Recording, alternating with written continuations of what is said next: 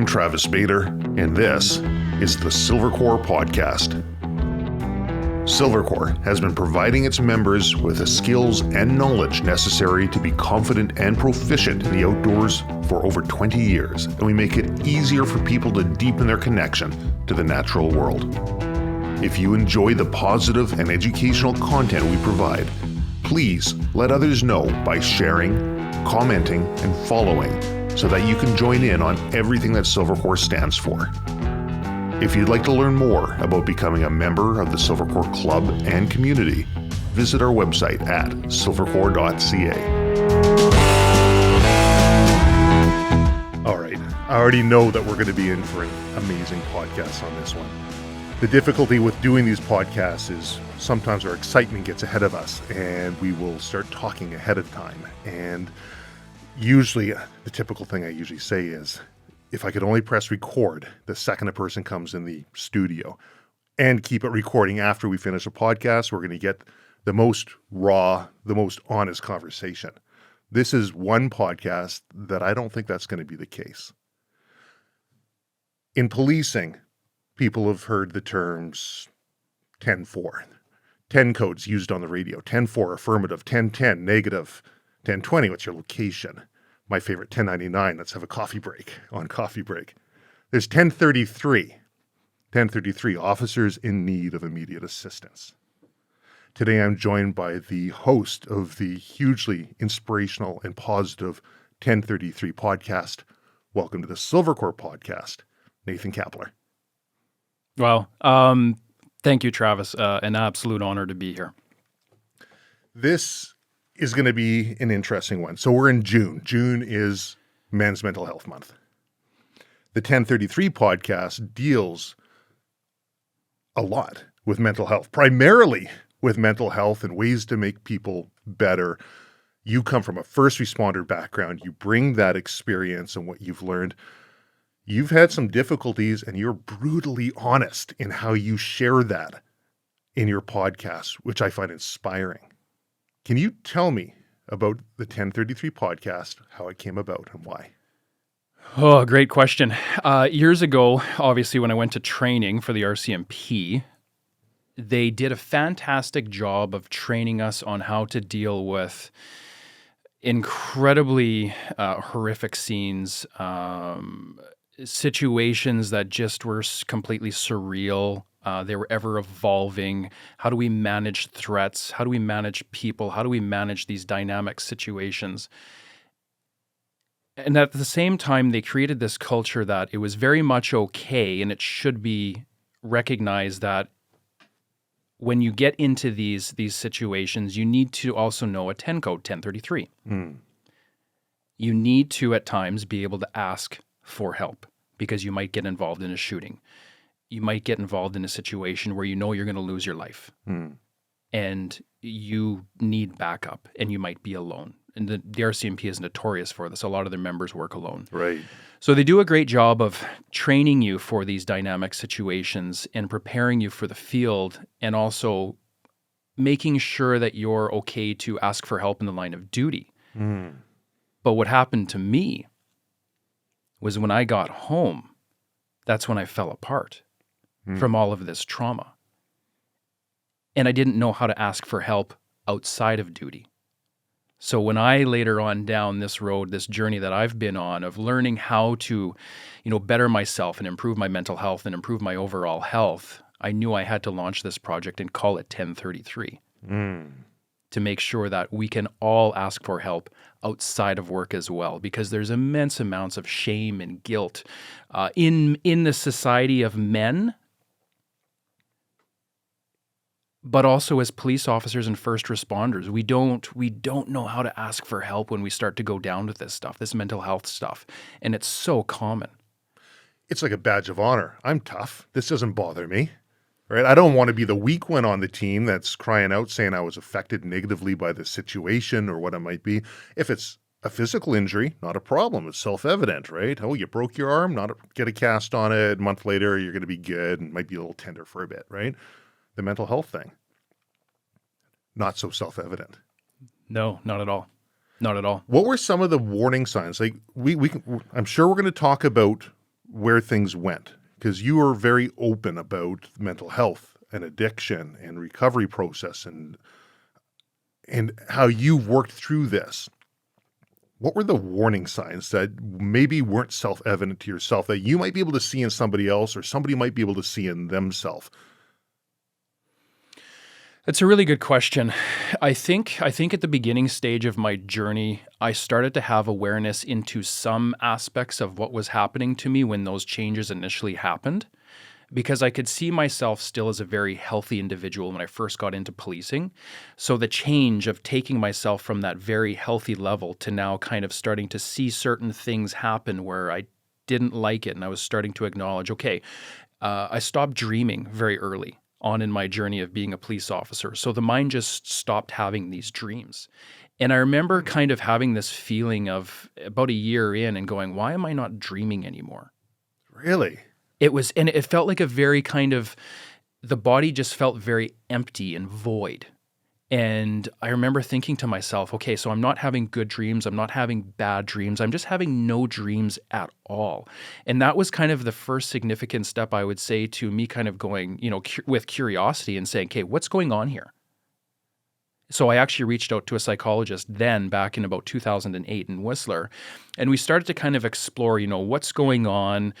But again, I was still a very young man, and I couldn't piece a lot of this together. Back then, we weren't even really talking about mental health openly either, right? And there still really wasn't a focus or an awareness to, what does men's mental health look like, or what does PTSD look like? I had no idea what PTSD looked like. So if I even had it at that time, I wouldn't be able to say, hey, this is what I'm going through. I didn't have the awareness or the education to talk about the symptoms either. We barely had internet back then. I was still using a flip phone, right? Like I was still like, T9M texting was still a thing, right? Right. You didn't have access to the things you have now.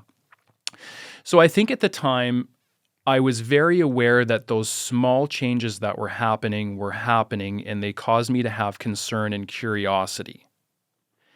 But as time went on with the symptoms and as they grew, I actually stopped having the ability to be able to pay attention to, okay, where am I? And it was this very slippery slope of now my mental health is eroding and I'm no longer really able to check in with myself to see where I'm at, if that makes sense. Mm-hmm.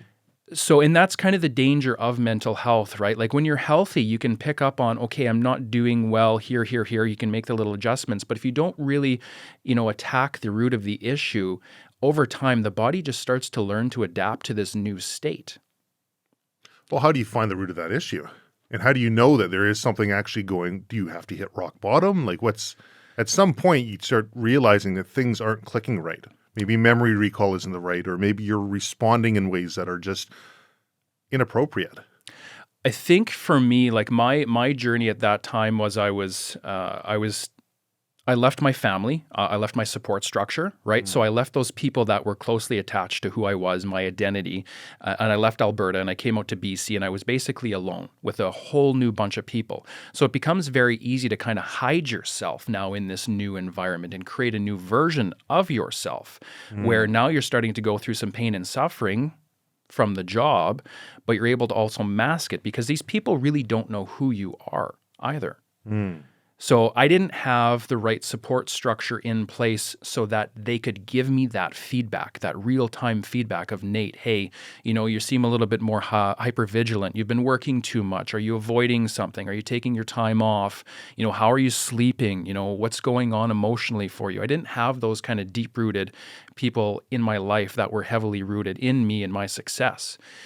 So I think the answer to that is we've got to get better at, if we're going to do this mental health thing, we definitely have to have an emphasis on community and connection and conversation around other people. And the success to your mental health actually exists in having those connections with others, right? Because what did we all go through in COVID? Right. Social isolation. We all got a chance to pull back and hide. It's amazing how much that last couple years of social isolation has affected society, and some people don't even realize to what extent. No. I'm sure you've probably heard of that. I think it was Harvard study, the longest running study on I think the premise was happiness in a person's life. Have you heard this one? Go on. So I think it was out of Harvard. 80 years they go and they follow groups from different backgrounds and different regions, and they say, what's the number one predictor of happiness in their life over the long term? And overwhelmingly, strong social connections. And that was it. Strong social connections, having a good friend network, having a good family network, having this set up in a way that it's you can have those checks and balances and you have that level of stability. And that's got to be rough if you've left your friends and your family and you go into a brand new place and you don't have anybody to give you those. You've now got a new social network you're creating, but you're probably not showing them the true you, the 5-year-old you, the one that they grew up with, right? Our identity is deeply rooted in others.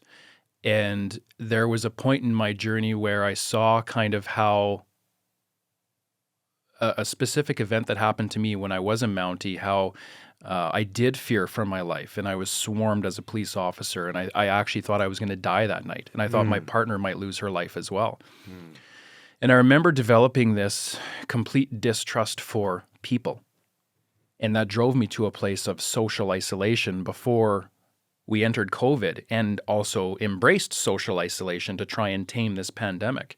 So even before that happened, like you joke with cops, and it's kind of a running joke, but before we went into COVID, we were all like, "Hey, perfect. We've been doing this social isolation thing for years. We got this down pat. We will gladly not see anyone." Because we go through these unique experiences with people where we don't have that trust anymore with people. And we do start to tend to socially isolate. And that's a very dangerous thing. Very, very dangerous thing. And I learned that firsthand. So the thing that has actually helped me the most bring me back to a better place of mental health and more success and just happiness again, and creating kind of a better world for myself has been because I've been open to connecting back with people, sharing my story, being vulnerable and authentic, and rooting my identity in others. And that's how you do this. Can you tell me about that swarming? What happened? Yeah, for sure. We were working a night shift in Whistler, and I remember walking through the village that night, and it was just a night where you could just feel it in the crowd. Something was off. Like, it just had this ominous feeling, and everybody seemed to be especially messed up on drugs and alcohol that night. And we ended up getting a call that I believe a few people were running around the village with a 2x4 with nails in it, hitting people. So basically now you have a stabbing in progress. So a bunch of us rush out, and we eventually get to a place where there's a group of about maybe 50 people that are all stacked up. They're in tight. We can't tell what's going on. We can't tell if there's a fight inside that group. We can't tell if someone's down. Are they giving, services to that person to help them with their health? We had no idea what was going on. And when I talked to the person I was there with, this other police officer, we kind of have different versions of how this transpired. So I try to be careful about how I share the story, right? My perception was that this officer got a bit too close to the crowd, and the crowd pulled her in. And I remember just thinking, oh no, this is bad. And I knew if I didn't get in there right away, that there was going to be a massive issue to her. And I actually did. I feared for her safety, for her life. So I knew I had no choice but to go into that crowd to pull her out. And as I start to weave in through people, and I'm not even declaring anymore, hey, it's the police. I'm just shoving people out of the way. Because they're not even responding to, hey, it's the police, back up. They're just so gone from, substances and whatever. As I get close to the center, my recollection of the event was that I saw my partner on the ground getting kicked and stomped. And it was the saddest thing I've ever seen in my life, because you care for your brothers and your sisters. Absolutely. And to see something happening to them, my heart broke in that moment. And I was so scared. So scared. For myself, yes, but also for her. And I knew that there was no time to have emotion, that I had to take action. So I did just that. I picked her up. And at the time too, I do remember she had her hands over her head and she was trying to protect her head as kicks were coming in and they were basically curb stomping her to a degree, or trying to. And picking her up, I just shouted, "Put your back to mine. I'm going to get you out of here." I had no idea how, but I was going to get her out of there. So we talk a lot about, on my podcast, we talk about fight or flight and the significance of it. And I hit, I would say, probably my most significant adrenaline dump I've ever had in my life, where the body just goes, okay, now we're very worried. We're very scared. And we've got to switch this on. And we've got to dump as much adrenaline into the body as possible to get you ready to respond. So as I'm having this bodily reaction of, going through this trauma and the body's dumping the adrenaline into the muscles and it's getting everything fired up and you can feel it like it's electric, right? It's like the body just gets supercharged in that moment. And I'm thinking to myself, do I pull my gun out? Do I pull my OC spray out? Do I pull my baton out? What am I pulling out here to get me out of here and to get my partner out of here and also make sure I'm not injuring someone else? My goal is to not kill someone. So when I'm standing there thinking about, okay, first use of option here that I'm thinking about is my gun, because I just saw my partner who's possibly losing her life. Punches are now coming in on me as she's got her back to me. I'm fearing for my life. I don't know if I'm going home anymore. I've got a girlfriend at home. I don't know if I'm going to be able to crawl into bed with her at the end of this shift. That's heavy to get into that place in life. As I'm going through this moment, do I pull my gun out? I rule it out. There's not enough space. Punches are coming in. I need my hands to defend myself. My hands almost like the Matrix, right? I'm doing the Neo thing where I'm kind of blocking and moving, and everything slowed right down, Trav. Like, it was amazing. It was almost like time had stopped, and I had this ability to see punches coming in and to see things on a microscopic kind of level that you don't get to have that experience when you're not in that extreme fight or flight. The body has a really cool way of really making sure it's flipping the odds in your favor to respond to these incidents so you survive. And this is exactly what my body was doing. I run through the rest of the options, the OC spray, the baton, all these things. No, they're not going to work. I spray people. I'm going to get sprayed. Now I can't see. Everybody's going crazy. I can't baton anyone. I don't have the room to swing the baton. And I was like, I don't have anything on my belt that's going to help me. I'm alone on this one. What do I do? And I remember at one point, I wasn't very religious at that point. I grew up in a Christian household. But I remember looking down at my hands and just saying, God, please do not let my hands break. I need them right now. And I just started swinging. And it wasn't like well, I guess it was kind of like a hockey fight in the sense where I literally grabbed someone's shoulder and punched through their jaw as hard as I could, because I knew I had to start knocking people out. I had no choice. This wasn't a love punch like, hey, get back. This was I need to knock you out and start dropping people. And I did just that. At that point, I blacked out. I don't remember a lot of what happened then. A lot of the gaps that get filled in are from others. But I went into a state where I just flipped that switch and I went to that next level. I think I might have knocked out 4 to 5 different people as we're surrounded by 50 and punches are coming in from all angles. And right around the time that about 4 or 5 people are starting to go down, I just reached down and I grabbed one kid and I picked him up and I turned him basically parallel to the ground like a log. And I told my partner, we're going to move ahead. We're running out of here. Keep your back on mine. And I just used him as a battering ram and got out and got her out as well. And grabbed her, threw her in a PC. I went into a PC and we just left the area. There was nothing we could do. So what was the aftermath on that one? For me personally, I mean, there's going to be a report that needs to be written. There's going to be people that are complaining about police brutality. There's going to be an environment that you're working in that's going to be questioning your actions. And then there's your your own personal process that you're going to be working through on that? Yeah, it was a really complex thing because when we got back to the detachment, which is a place of safety, right? So now you're kind of starting to let the body kind of decompress and letting some of that adrenaline kind of fizzle out. It's incredibly taxing on the body. Incredibly taxing on the body to go through these things. So I know for me, in that moment, I was basically incapacitated for probably the better part of a few hours. I have no memory of what I did after. I think I just tried to rest. I think I went back and I took my vest off and I just tried to allow the body to just rest and just be and just process what I just went through. Did I have to explain all of this? Absolutely. Every single time we use force as police, we have to write it down. We have to say what happened, why we used the force we did, justify our actions. Nothing bad ever came from it. Nobody actually complained.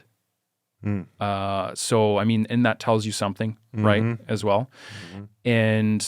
But the impact of that, I mean, even in the moment where my partner and I sat down and now we're kind of switching from almost losing our lives to now having to report this and write and articulate and account for what we had just done, we didn't have a lot of time to really sit and process. What did we just go through? And how do you talk about it? And what kind of memories are stored right now in this moment? Like, it was incredibly foggy as well for me in my mind. You know, what did I just go through? I couldn't put the pieces of the puzzle together yet, right? It just was too fresh. So I think over time, we tried our best to come back as a team and kind of have whatever crisis debriefing that we could. But at the same time, we didn't do a good job because it was us doing it for ourselves, right? We might have went out for beers and we're laughing about the story and, hey, everybody's a superhero. We got out of this amazing story. But no one's saying, yeah, you know, like, that was scary. I was really sad. I thought I was going to lose my life, right? We're not drilling into the emotions that we felt. And instead, we're bypassing that, which is impacting our ability to process that event. What happens when you bypass those emotions? Well, a couple things happen. I'm not going to get into the science of it, but from what I've learned from going through everything I've gone through, obviously when you go through adrenaline, there's a lot of chemicals that get dumped into the body. They get stored in the muscles. If you're not processing all of that stuff alone, they get kind of locked up in the muscles a little bit, and it can create an imbalance, right, in the body. Same as your emotions. So now if you have an incident where you're going through something as a police officer or first responder, you're getting the adrenaline dump and you're also getting the emotion. If you're not properly dealing with both of those issues, they just can hang out in the muscles for years, unprocessed. And over time, it's like, you know, the layers of the rock. You've built up enough layers where now all of a sudden you've got a really solid rock with you that you're dragging around. And how do you peel back the layers of the onion so that you can process everything that you've gone through for 10, 15, 20 years? And that's usually where a lot of guys fall into crisis. And they don't know how to start peeling that back. It's too much. Well, you've got an interesting couple of episodes on trauma being stored in the body and not in the brain. And I thought that's interesting. Can you talk more on that? Yeah, absolutely. So trauma, when I walked into, I'll fast track the story, addiction issues, rehab, very okay to talk about it. I walked into rehab and I asked that question. I said, hey, I'm here to deal with the trauma that's in my head. And this therapist who had a rat tail, you know, sat down with me. He's like, it's not in your head, son. And I was like, where could it be? It's in your body. I'm like, no, it's not in my body. Explain this, right? Yeah. So he says, you know what? Read this book, Waking the Tiger by Peter Levine. Amazing book. The first chapter is the best part. The rest kind of fizzles out. It's kind of a slower read. But in that book, I learn about this concept of the gazelle and the lion. Okay. So have you heard this story? No. No. It's super cool. Okay. So you got the gazelle. The gazelle freaks out and goes, oh no, I'm getting attacked by a lion. It's chasing me. What do I do? They go through the same response that we do. Fight or flight switches on, and their body gets a huge amount of adrenaline dumped into the body, flares up the muscles, flares up the breathing system so that everything's primed to run away. They don't fight, they flight. We kind of choose. We either fight or we flight. There's a new one called freeze that's kind of coming in where some people do freeze. Fight, flight, freeze, posture, submit. Everyone's got their own little. Yeah, right. There's so many different versions. So we kind of have this blended approach of, how do we respond when we hit that? But the gazelle, for the most part, if he's able body, he's gonna turn the switch on. He's gonna flight. He's gonna run. He has to. That's how he saves his life. So that gazelle is supercharged in that moment, right? So that gazelle takes off like a shot. Now, if that lion can't catch the gazelle will go. It will find a safe place once the chase is done, and it knows that it needs to go and needs to stop, it needs to take a break, and it needs to process what it just went through. So that gazelle will actually stop and shake violently for a prolonged period of time to shake out the adrenaline, the chemicals that are now stored in that body. It's got to get rid of it somehow, right? And that's kind of the interesting thing where, we as humans, we don't take that, or we don't have that ability to take that step in the role of a first responder, or even just men. Sometimes we think, we go through something significant, let's just push on and go to the next thing. I'll be okay. I don't need to stop and shake or talk or process what I just went through, or really kind of allow myself to express, hey, what I just went through was incredibly sad, tragic, all these different things. We kind of just go, you know what, that was tough, but I'm good. I'm just going to keep forging on here. So I always like to share that story because it highlights this thought of where the trauma sits. Now, if we say, trauma doesn't exist in the mind, it does actually exist in the mind. It exists in the mind as a memory, right? Flashbacks, we can have a memory that pops up, recalls the body into that certain state. Now you're having more of a traumatic re-experience of what you've been through. But overall, trauma lives in the body. Interesting. So what would be some ways that a person can move that trauma out of the body without wearing it? Like, you see some people, they talk about mental health, or they talk about addiction, and that's them. Hey, I'm Bob, recovering addict. I'm so-and-so with PTSD. And I've always been of the mindset that not only do we not know all the ins and outs about mental health and the nuances. I think DSM-5 is what we're on right now, and it's reclassified PTSD and yet another place and introduced CPTSD, complex PTSD, and they're still learning.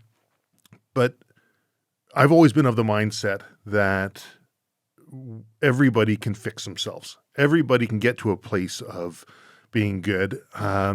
Sometimes we might need to be shown the path. We have to put the effort and work in to get there. But if we approach it from the mindset of, I am good, I am fine, I'm just working through an injury at the moment, right? There's, rather than mental health, maybe call it like mental fitness, kind of like, man, I injured a muscle when I was working out. I realized I'm going to have to rest it and ice it and all the rest.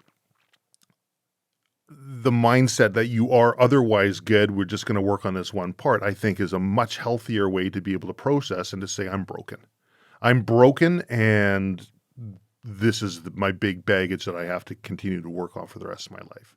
So how would you approach, from your experience, working through those traumas that are stored in the body and mind? I come back to 2019 when I went to rehab, and I also walked in with two trains of thought: that trauma existed in my mind, and that I was also going to rehab to deal with the trauma that I experienced as a police officer. And for me, I was wrong on both of those accounts. It was very early on in my process with rehab where they sat me down and said, hey, you're wrong about where trauma is stored. You're also wrong about why you're here. And I remember that hit me like a ton of bricks. And what are you talking about now? Man with a rat tail, right? Who are you, and why are you telling me this? And how does this make any sense at all? But he said, listen, where this all starts for you and for all of us is childhood trauma. We've got to take you back to that place as a child, to where some of the more significant stuff happened that you've never processed. We don't get to just show up as, Nate, the police officer for the last 14 years, and start to unravel that piece of yarn. because you have a whole segment of life before that where the yarn is still wound up tight. And in order to make sure that you have your best chance of success, we have to unravel that piece of yarn from the start to today. And that's where I realized that there's parts of our journey with mental health where, yes, we can tell ourselves that we're good, we're fine, we're working on our issues, we're doing okay for now. But you also have to ask yourself the question of, what is that keeping you from? What next levels are there if you fully admit that you've gone through something significant and you're going to allow yourself to heal and feel the past, all the hard things that you've never processed? For me, again, I didn't know which road to take. I was kind of, not really into this vulnerability thing yet, right? So I was still very much like, I'm just going to dip my toes into this thing, right? I'm just going to dip my toes a little bit into, what I've been through in life. And sure, I healed, but my trajectory took off when I finally said, how do I approach vulnerability in the most authentic way? And allow myself to really kind of have awareness into everything that I've gone through, to feel it, to process it, to share it with others, because there's lessons learned in life from everything we go through. And that piece has been better for me than just dipping my toes in the water and trying to carry the backpack that's, full of a few less stones, but still there. So how do you share that in the most authentic way? Is that the podcast? It does not come easy. You have to work up to this, for a long time. And I think when I finally hit my crisis moment and I realized I needed help and I was going through addiction, I didn't know how to share my story. And I was so pulled in. I had so much armor on. I wasn't willing to talk or connect to anyone. And if I did, I was using masks. I was being either cynical or I was trying to be the funny guy or trying to just be anything but Nate and show up and talk about the pain and suffering that I had been through in my life. And I left rehab in 2019 with this seed that this gentleman planted. And he said, Nate, only when you decide to show up for yourself and share your full story with others, you will not grow until that day happens. And I remember not really getting the depth of that statement, really understanding it in the moment, kind of understanding it, but still being like, no, this vulnerability thing, I don't need to be vulnerable in order to, grow and heal from everything that's happened to me. So I tried to do it with the dipping my toes in mentality. And I found over that time that once we fell back into COVID and we were socially isolating again, I started to fall back into old routines and behaviors. Addiction was becoming a thing again. And I had a second son at that point. And I remember looking at him and I remember thinking in my mind, as a man now, as a dad, this is my second kid. If I don't change, I stand to fuck this all up and ruin everything for everyone. The things that I have created, my kids, my house, my wife, I stand to lose it all. You have to stop the cycle at some point, and you have to take steps to stop that cycle. So I committed to this process of looking at him in his crib going, how do I do this differently? Sobriety didn't make sense to me in that moment. It really didn't. But I said, is there a chance that sobriety could be the answer? And I had no idea. But I also knew the way that I was doing it wasn't working anymore. Right? Using medical cannabis to try and deal with the PTSD and the symptoms, yes, it works. But it's a very slippery slope. Right? Much like we talked about, you've got to deal with the root issue. You can't just put a Band-Aid on these things. Throwing medication at mental health is, yes, it buys us time to continue to navigate through whatever we're going through, whether it's the environment or these certain issues. But does it really deal with the root cause, the root issue? And we all have those things in us, those root issues. Some of us are more scared to open up and share them. From what I've learned from my own story, Trav, is that the only part of shame that exists in this experience is holding it in and not allowing it to come out. There's no shame in sharing your story. Like as I share my story with you, yes, years ago I would have had immense amounts of judgment or fear of judgment, right? I would have felt, oh, Travis is never going to accept me as a man because I've been through so much. I think that's changing. I think people's perception on that is changing. I hope. I do. I believe it is. I believe that people will look at this and say, holy crow, how do I become a man like that? How do I become a man who's able to talk openly and freely about things that I would find incredibly difficult to talk about? Absolutely. So, and my story continues. It wasn't until coming out of the pandemic and looking at my son where I recognized, okay, what does this sobriety thing look like? No idea, but I'm going to commit to it. I'm just going to see where it goes. So that was sobriety from alcohol? Sobriety from medical cannabis. Medical cannabis. Yeah, I had a brief window where alcohol was an issue, but not. I was definitely drinking a little bit more to hide some of the pain and suffering that I was going through. But for a majority, I never liked alcohol because you always woke up the next morning in a lot more pain. Whereas with medical cannabis, you would take it and it would slow the central nervous system down and calm the amygdala down so you wouldn't have as much fear. You wouldn't be as scared. Because over time, if we go through enough trauma, the brain will actually shift and that amygdala will grow. And it can actually grow to a point where you actually almost become paranoid and very fearful.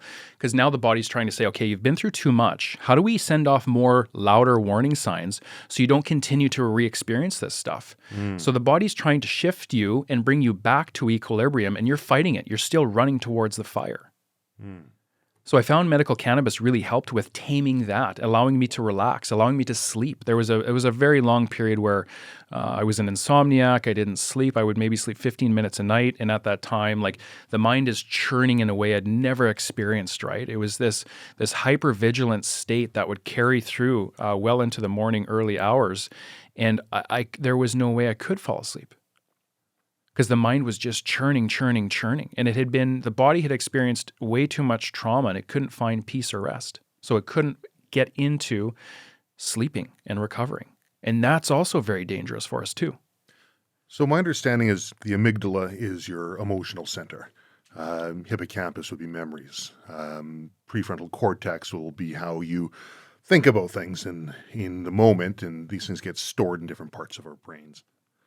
And different substances will either rewire the brain or suppress certain parts of the brain. I've seen, and I haven't listened to them yet, but you've got podcasts about cannabis and about psychedelics, and there's lots of talk about it. I know a friend of mine, he's a ambassador on the Heroic Hearts program out of the UK for psychedelic assisted recovery for mental health. How does that all kind of fall in? Because it's a very different sort of a thought process than what I was raised around. Drugs are bad, right? Don't do them. Now people are saying almost like it's a panacea. Here, CBD, it's legal. It's going to fix everything. Here, psychedelics are going to fix everything. I got to think it's got to be like most other medications. They help a little bit, maybe in the time if used properly. But you have to have a plan in place for how you approach this. What's your experience with this? Yeah, and again, before I continue to jump further ahead in my own mind. So when I really started to embrace this sobriety thing, just going back one question here, that's when I started to really open up and start sharing my story. I started on TikTok of all places, and it was safe for me, right? Because my family wasn't there. They weren't on TikTok, and my closest friends weren't there, right? But as time went on, and I'm on TikTok, and I'm doing these lives, and I'm talking about, hey, I'm a cop, I'm just throwing myself out there, I'm trying the sobriety thing, and there was immense amount of fear about talking about this stuff and still being a police officer, right? But I knew I had to do something drastically different, and I didn't quite understand where this was going to take me, but I just said, you know what, it's worth a shot. I've got nothing to lose. I've been doing it the other way for so long. It's not working anymore. As time went on, there was a decent group of community members that showed up, and they were all like, hey, this is amazing. I'm going through the same thing. And I started to see that other people went through this stuff too, right? The old adage of, hey, you're not alone works great when I tell you, hey, Trav, you're not alone in your struggles in life. But until you sit down and you talk about your struggles, you don't really get it out on the table, and you don't really feel it. You don't really process it. You don't really connect over it. And that's a really kind of cool place to heal. And so doing this on TikTok allowed me to see that, okay, you know what? There's something legitimate here where we can have a bigger conversation. But I've got to do it on a different platform. I got to do it on a podcast platform, because every time I did these lives on TikTok, somebody missed it. They were out with doing life and they couldn't just turn the podcast on, on the drive to work or whatever. So I kind of stumbled on podcasting just from people saying, hey, have you thought about starting a podcast? Your stuff is good. I want to hear it, but I'm not always available to catch you. Right? So that's how that started. And again, I just continued talking and just talking about sobriety and talking about everything I had been through. And it's been a very cathartic, therapeutic journey where I can honestly say all the stones that I had in that backpack, have been emptied out. And I feel so much lighter now. So much lighter. No more shame, no more guilt. The feelings that I had that I hid behind, the armor and tried to hide what I was going through, it's all gone. It's on the table. Are you concerned with being labeled as a PTSD guy? The guy who's always talking about his story? No, I'm not, because there's two kinds of guys that do this. There's the kind of guy that says, hey, I've got PTSD, I don't know how to grow, and I'm never going to grow. And then there's me who says, yeah, you know what? In the past, I had PTSD, but I'm learning on how to get out of that place. Do I still have symptoms? Absolutely. How could you not? I went through 14 years of service with the Mounties. I saw some pretty intense stuff. But I know how to deal with my health a lot better now. I have much better tools, right? So I don't see myself as the guy that's, throwing the pity party. That's not what I'm looking for. I'm looking more as hey, we're all going to go through some stuff in life, whether you're a police officer or not. How do you navigate that? So I've now kind of learned to turn this into here's how I'm growing. Do you want to tag along for the journey? I'll share everything that I've learned, much like yourself. You're doing something very similar here too, right? You're pushing people ever so slightly every day. This is how you better yourself. I'm going to bring you value. I'm going to bring you value. I'm going to bring you value.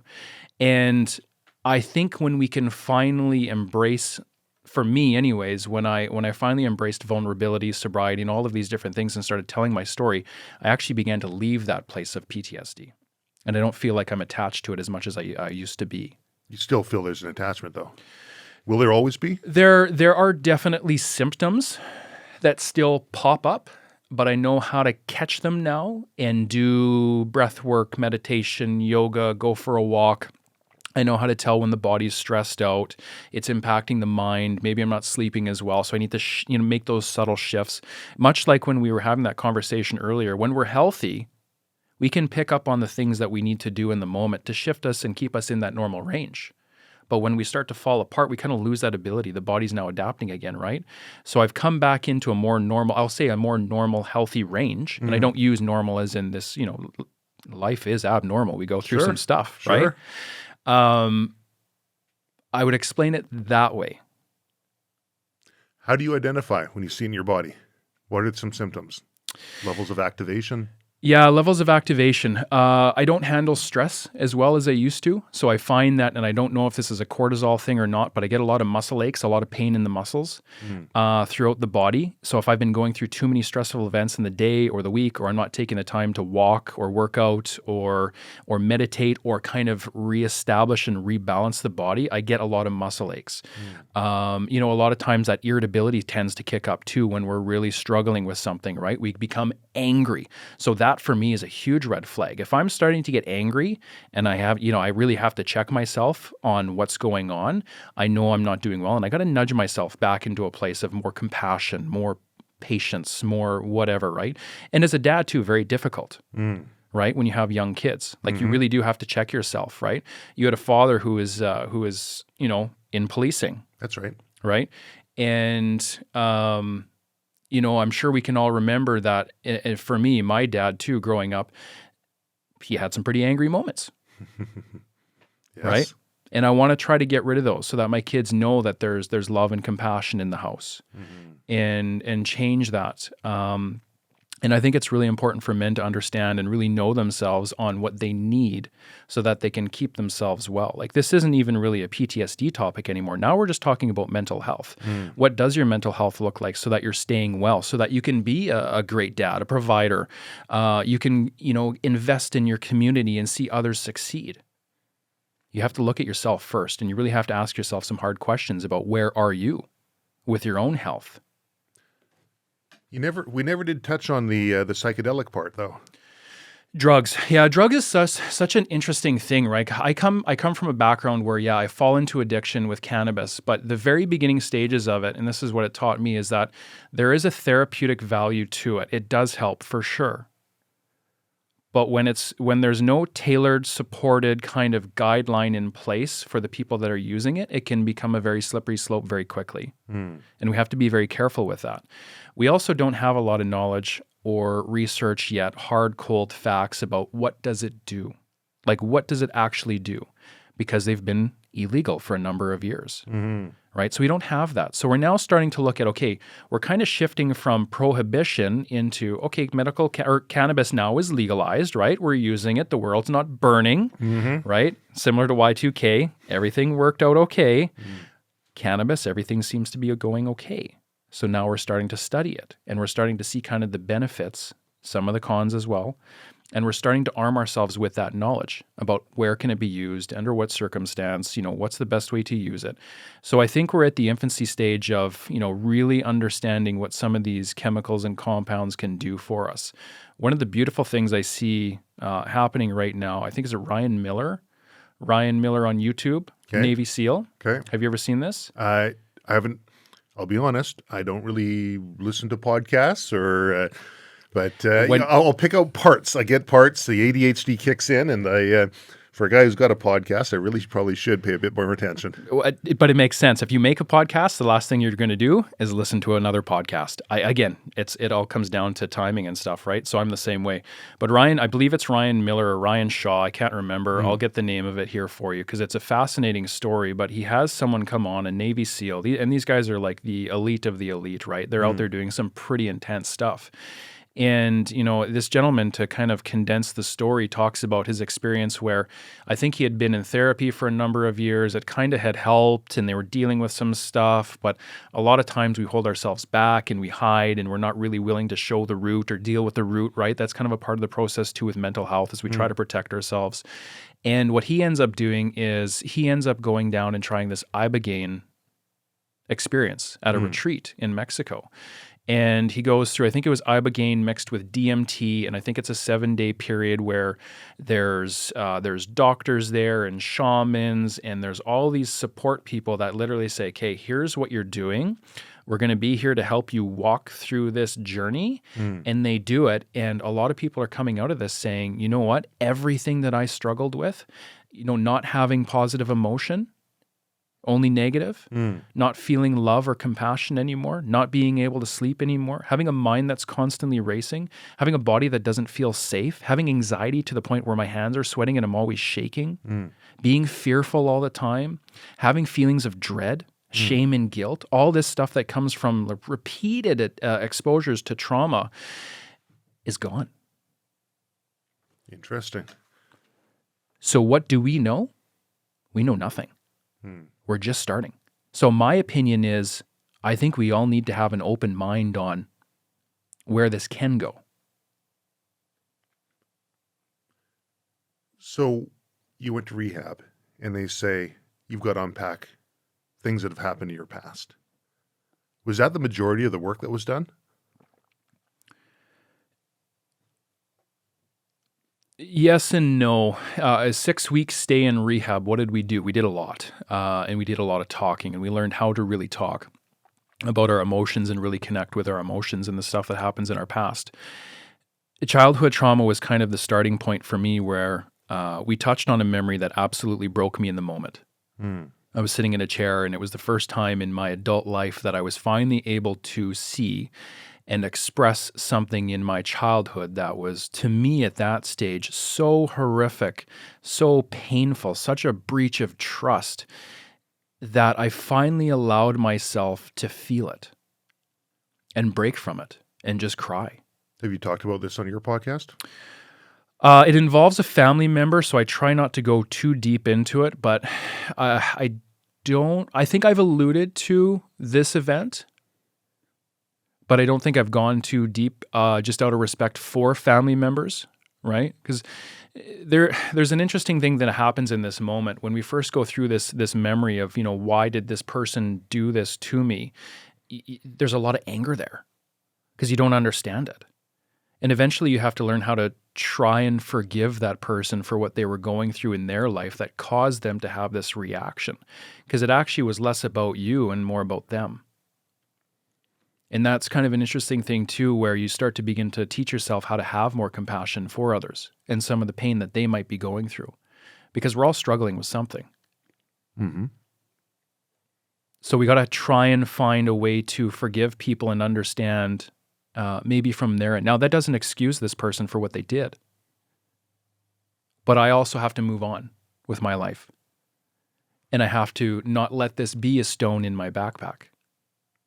And I have to let that stone come out. Has that stone come out? It has. It has for me. The way that it came out, I didn't need to go to this individual and hash out, in years past, this is what happened. We need to talk about it. That was so long ago, right?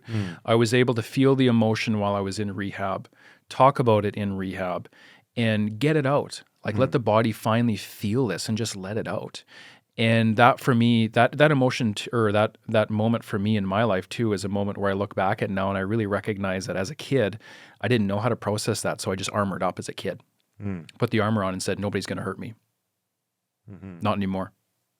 So I had this approach of, trying to protect myself and stay inwards and not, allow myself to really come out. So these are all things I had to learn as an adult. So it's almost like in a sense, like I was listening to the Foo Fighters on the drive in today, and he was talking about learning to walk again. And I mean, we do this when we break a leg, but when you go through something significant in your life, i.e. mental health, you have to really challenge yourself on the old ways and say, okay, how am I going to do this now? How am I going to grow from this place? So has the stone come out? The stone has come out because I see it. I know what I needed to do. I needed to forgive this individual. Will I ever talk about it openly with that person? I don't know. Maybe I need to. I have no idea. How would you know? I think it's something that if you're still struggling with it and you really got to pay attention to what's going on, right, with the body. Because there was definitely a time when I used to think about this, it would cause the body to get fearful, right, or to shake, or it would cause some heavy and hard emotions. Whereas now I can think about this moment and go, okay, there's really no emotional connection to it anymore, right? I'm not feeling sad anymore. I'm not feeling like I need to let anything out. I have a lot more acceptance over the why. Right? I don't blame that person. I accept that, okay, you know what? This is something that they were going through. And I don't know if this is the answer or not, but when you can finally look back and just have an understanding and have peace around that, that's got to be some level of healing. So exposure therapy would be talking about it, putting yourself back into that sort of mental situation and trying to find a way to deal with that in a more positive way. Is there a concern about, and I've heard the analogy of the dirt road. You go down that dirt road, you hit a bump. You go down that same dirt road, you hit the bump again, it gets a bit deeper. And pretty soon it's kind of hard. You start wearing ruts and you keep going down that same road, that same mental process. Is there a benefit to just drawing an X through that road and taking a different road? What I've learned about mental health is that anytime there's an issue with your mental health, the first thing you're going to do when you look at something and you ask yourself that question of, should I walk towards this issue or not? If the answer is, I'm going to embrace denial and avoid, that usually means there's some work to do there, right? So I've adopted that approach for myself. So we talk about this road, right? And sure, if we dwell on too much of the past, that can be very problematic. It takes us out of the present moment, and that's all we have in this life is the present moment. I agree. Not the future, not the past. If we think too broadly about that stuff, we do have to do it for some things, right? Planning houses, the kids, vacations, finances, all that kind of stuff. Let yourself do that. But try to stay in the present moment. If we think too much about the past, it's going to suck you down into this horrible way of being and I think a lot of people get lost there. I agree. They get lost in the past. Your past doesn't exist, essentially, outside of your memory or the memory of others or your perception of others' memory of that. Absolutely. Your experiences are very valid. What you think you've learned from it, very valid, but could you have learned something that actually doesn't serve you? So what I try to do now is I try to look at my past and go, okay, yeah, you know what, this happened to me. This created a sense of unrest. Like for me, for example, when I went through this significant thing as a child, it happened with another man. So for many years, I really had a hard time walking into a room with a man, feeling comfortable and just showing up and sharing who I was. I hid for a long time. And I think we can all kind of resonate with that, right? We might kind of feel more comfortable one way or the other to a certain sex, right? Whether it's female or male because of something that's happened to us. So, and those are the interesting things that you got to pay attention to in your life, the challenges where you got to go, okay, what's going on here? Why do I not feel safe around men? Why do I not feel safe around women, if that's the case for you? So for me, having that breach of trust in men, I did struggle with, having that ability to connect with a man. Much different now, right? I can sit here with you and I'm like, hey, I'm good. I'm good. I want to thank you today for this opportunity because this has very little to do with us. And it's just us sharing our story and hopefully investing in others through what we've learned in life, sharing our experiences. I mean, and I've got to check myself too in this, that we're not always right about everything that we do in life. We make mistakes. My advice is not going to be for everyone. My story is not going to be for everyone. But the beauty in having connection with others and listening to others and their perspectives is where we can really grow. And I think you and what you're doing here and having that ability to ask those tough questions, right? To try and bridge the gap between two people. To be like, okay, I now understand a little bit more about mental health. Because I think too with mental health is viewed from so many different angles. Right? There might be preconceived ideas about what does suicide look like? Addiction, what does that look like? How do we approach it? We might have biases towards those issues. Did you have suicidal ideation? I did. Yeah? 100%. How did that present itself? As a cop, when I first started my journey, I became reckless.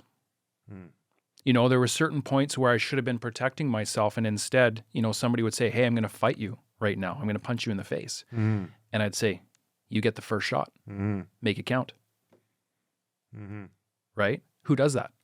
But by that point as a cop, I had gotten so numb and disconnected with trying to protect myself. I was just at my point where I was like, okay, do what you got to do. Right? I was still willing to show up and fight, but in the end, any cop who's doing the job at the very beginning would just automatically go into, hey, you're under arrest. Like, we're going to do this right now. Right. But I'd gotten to a point where I was like, I'm invincible. I'd gotten an ego problem. I was very cocky, right? And I was starting to walk that line, that more kind of twisted, dark line that happens in law enforcement where you're now numb to your own idea of being safe. At home, there was many moments where you have thoughts of, and suicide, when you talk about suicide with people, you always ask them, hey, have you ever had suicidal thoughts? Everybody right away says, nope. And I think where people's minds can go to at certain moments with that is, have you actually had the thought of trying to harm yourself, that end stage? Suicidal thought, though, can be something as minor as, hey, I'm really struggling in life right now with this painful event. I don't know how to walk through it. I don't really want to be here anymore. It can be very something just kind of quiet, too. Right? And that's the brain just expressing and sending almost like a warning flare, like, hey, you're going through something significant, some serious pain and suffering. There's no shame in acknowledging that, but we have shame around trying to express that and let it out and ask for help from others. So suicidal ideation for me at the time, when I was going through some of the pain was, I was also socially isolated. Sometimes after work, I would just lock myself in a room because I felt I needed time to decompress. Right? And that's when some of those thoughts would happen, right? Where you're alone and you're like, holy man, like life is tough. What would it be like if I wasn't here anymore? Right? And some of those thoughts absolutely happened for me. I have no shame to talk about it. It's a very normal response to, again, if you go through enough significant stuff in life, you're going to have those thoughts. They're very normal. Now, they're not healthy, right? We've got to take action on those. So you're talking about numbing and numbing to people and losing trust in people. I remember I was passenger driving back from the range, friend, near his end of term with law enforcement, and there's a vehicle catches fire up ahead of us, and it was a Jeep pickup truck, and the whole thing basically blows up. And the guy comes out, and he's all singed up, and everything's melting off him. And like, pull on over, let's help him out, right? And he's like, no, I don't want to be late. Just leave it for someone else. And there's a level of callousness that can come into those who work as first responders. And I'm looking at him like, at least get this guy off the road. He's walking around, someone else is going to hit him. And how do you deal with that? Because it sounds like you had to deal with that. And there's a bit of a disconnect. How do you get that reconnection back to humanity if you're to be able to get in line with that Harvard study of having those strong social connections? Getting into policing, you walk in as one of the most compassionate people out there. They hire you on that alone. You have to have that empathy, that compassion, because you're going to be dealing with the most vulnerable level of society, that 1% that is just going through something so significant that when you walk into those shoes, you have no idea what's really going on or what this world even looks like. There's nothing that can prepare you for it. Even if you watch Rookie Blue, right? Like nothing's going to get you ready for the downtown east side, right? Being down there, really immersed in, okay, what's really going on here? Not just a simple hello, but now we're interacting with you. Now we're seeing what this looks like. Now we're seeing and feeling what this looks like to be a cop interacting with someone who has significant issues. And what was the question again? How do you get that reconnection with humanity? Yeah, compassion fatigue. So where I was going. Walking in as a police officer, I had that ability, but over time I had lost that ability to have the compassion because I hit compassion burnout, compassion fatigue. And I remember sitting there one day and I was like, I walked into the office and I was like, I don't care anymore. I don't care about anyone anymore. And I actually was angry with people because I had went through something on the podcast. I'd share this story about where I had to put a horse down. Possibly a drunk driver hit a horse, left him in the ditch. We ended up getting called out in the morning. I had to put this horse down. This horse was left, the beautiful horse, was left in the ditch to suffer all night long. How could a human being do this to an animal? Right? I kind of understood how humans could be, manipulative or they could want to harm other human beings, but to see an animal who's done nothing to anyone be left in that condition, I remember that was the moment for me where I hit compassion burnout and compassion fatigue. And I got to a place where not only did I not hold compassion for people, but I also hated them for what they were capable of doing in the world. And I think that too is a very dangerous place as a man or woman. So how do you get through that? Again, very much like a broken leg. You've got to acknowledge, okay, I'm here. I have compassion fatigue. And I don't think there's any shame with finally hitting that place in those roles in society because we're not ready to deal with that level. Like no one's taught us about, hey, this is what compassion fatigue is going to look like. You're not armed with any knowledge. So you kind of just end up stumbling on this place where you go, yeah, I'm burnt out. I don't have compassion anymore. I've never been here before to this degree. I don't know what this looks like. I don't know how to explain what I'm experiencing. I don't know how to ask for help or even deal with just this little compassion fatigue thing that I'm going through. So over time, all of these issues lended and blended into PTSD becoming a diagnosis for me and things getting worse. But ultimately, I was able to start to teach myself, okay, this is what it means to become compassionate again. And a big part of, I think, the journey was something that I touched on was trying to figure out how to forgive people, the ones that hurt you the most. And I just said, you know what? If there's anywhere I should start, I should try to start building compassion for those people. I had been through enough with enough people at that point. I kind of knew the main people in my life that had hurt me. And I kind of said, you know what, instead of looking at them and being angry or having blame or, trying to place guilt on them for what they had done, how do I just approach this and say, you know what, I'm going to build compassion towards that person. I'm not going to express it to that person, but I'm just going to build it and forgive. Not forgive them, but allow myself to have forgiveness so that I can walk through this and let it go and still have compassion to that individual for what they were going through their life and understand their story from their perspective in that moment. Because once you do that, you actually start to see kind of, again, it has very little to do with you. It's what they're struggling with in that moment. And now all of a sudden you're building compassion for others, and you're starting to invite empathy back into your world, and you're starting to reconnect, and you're starting to have those social connections again, and you're really starting to pour that care into others and yourself at the same time. So it's a slow process, and I think I think everybody can ask themselves those hard questions of, okay, where is my level of compassion right now? And that's usually one thing that I really ask myself at the beginning of the day, where is my level of compassion? And if it's not in a great place, I know I got to do some work. Do you find that there's a common thread as you look through from childhood to where you are now, a common thread that you've been able to identify for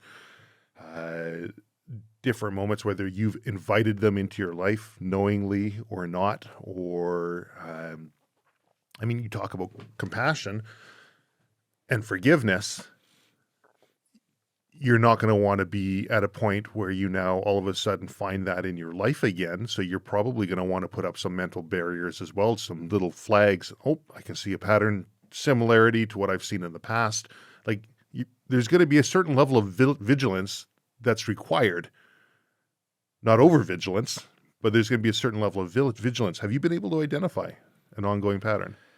One of the really interesting things that I learned along this journey is I sucked at boundaries. So much so, I let everyone in. Good, bad, in the middle, I let them all in. Now, some people out there are definitely very hurt, and there could be a connection that is formed with that person where they're going to now try to hurt you. I worked with a narcissist sociopath that was going through some very significant issues, and those had issues on me. And instead of in the moment addressing it and having a boundary and saying, no, you're not going to be a part of my life, professional or personal, I allowed it to continue. And over time, that eroded my own health because of the stress of the environment and what that individual was going through and putting me through, right? So I think over time, I've learned that very crucial lesson that I'm now a lot more selective on who I let in. Is that not a circle, though? Is that not a level of vigilance and not... Obviously, there's a balance between trying to have those social connections and let people into your life and be able to share, and who you're now... There's going to be a judging process on everybody you meet. I don't think it's as much of a filter where you either get to come in or you don't. I let everyone come in, but for the most part, if there is really unhealthy behaviors there, I just don't get that close. Because there's no point in that for me, right, to get that close to you. I'll help you. I'll tell you, hey, you're not doing well, right? Instead of just sweeping it under the rug and saying, yeah, we can have this personal connection or professional or whatever the case is. But in order to protect yourself as a man, protect what you're building, your family, your children, everything, I think as men, as we age and we get a little bit older, we get very good at spotting people who are, struggling to a degree. And we can say, hey, we love you. We support you. Keep working on yourself. One day we'll have a better connection. But for right now, I got other stuff going on. Right? And it's more of because I don't look at people and I say, I don't accept you. I try to accept everyone because we're all going through something in life. And everyone deserves an opportunity to grow and to shift out of whatever they're experiencing. I truly believe that. But for me, I've got enough going on in my world now that I try to focus more on, okay, who are the men and the people in my life that are going to help me to grow and really stay in a mode of success and challenge myself to continue to grow. And while I reach back and I lend a helping hand through the podcast and different other means, you've got to kind of have that balancing act of having these boundaries now and learning when to say, hey, sorry, if I step back and I move in that direction with you, I take away from my progress, right? So I'm moving forward. You can come on this journey with me. It's your choice. But it feels like you've made incredible progress over, what has it been? 4 years now? 3, 2. 3? It feels like you've made incredible progress over a couple of years to be able to talk about these things openly and articulately. What areas are still of a challenge to you? That's a really good question.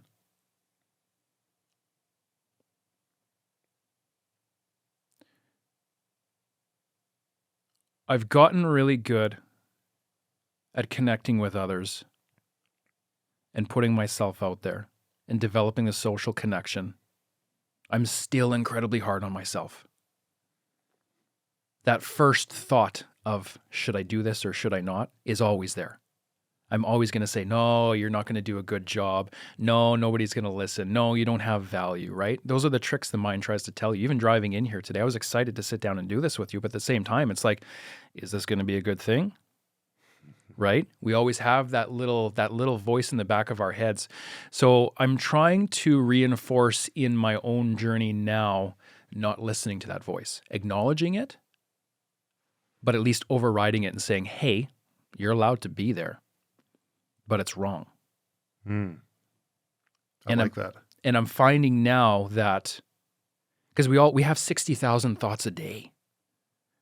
Is that what it is? Are 30,000 of those the ones that are screaming in the background, hey, don't do this, you're not good enough, you're going to be a failure, blah, blah, blah, blah, blah. I've now started to accept that and just say, who cares? What if you fail? What if I show up today and I do this with you and it's a complete flop? It doesn't matter. I feel fantastic because I'm getting it out. And I don't know if you feel fantastic doing this episode. Oh, I love it. I hope so. Oh, yeah. Right? But that's all that matters. Just showing up and doing the hard work. Like, yeah, we're investing our time into giving back value to others. But at the same time, like, I'm sitting down at a table with you 100% connected. 100% connected.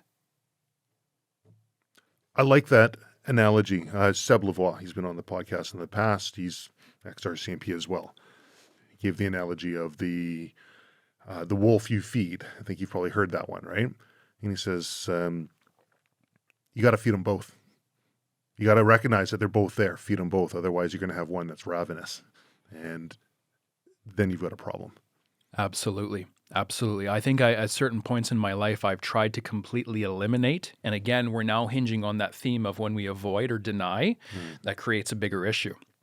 When we can accept that two thoughts happen at the same time, we're going to kick ass on this podcast or it's going to be a complete flop. You acknowledge both, but you turn to the one that says it's going to be a fucking fantastic podcast. And we're going to show up and we're just going to do our best. And that's all we can ask of ourselves. You water that seed instead. And that one takes off like a shot. That one's still there. It's doing its thing. Sure. But you're not letting it win. Yeah. What's been your biggest aha moment through this whole process? There were so many points in this journey where I thought this journey that I'm on is not normal, that I am so broken that I'm of no value. And again, very hard on myself. I fed that other wolf. I didn't feed the other seed, right? The good one. I fed the bad one. Not the bad one, but the other one. Right. There's no bad thing in life, right? There is neither good nor bad, but thinking makes it so. 100%. And I remember just being so incredibly hard on myself and so defeated and so just headed in the wrong direction. And when I finally started to recognize, and you touched on this, no one's going to show up and save you on this journey in life. It comes from within. You got to show up and you got to save yourself. And you got to start watering the right seeds, feeding the right wolves, hanging out with the right people, really making sure you're using your time appropriately, right? Keeping the blade sharp. Don't chase comfort, chase discomfort. And find that path, that one that we always run from and hide from. Take that road. And it'll lead you to the fastest, most amazing amount of growth that you'll ever go through in life. And that for me was kind of the aha moment where there were many times in rehab where I would always tell one therapist, just give me the pill to make this all better. So many people are like that. Right? That's what our society is based on. This. Yeah. There's this one thing. It'll make you happy. Yeah. It'll be good. Give me that one thing. Right. I just need that one thing. Fix me. I was basically screaming that at the top of my lungs while I was there.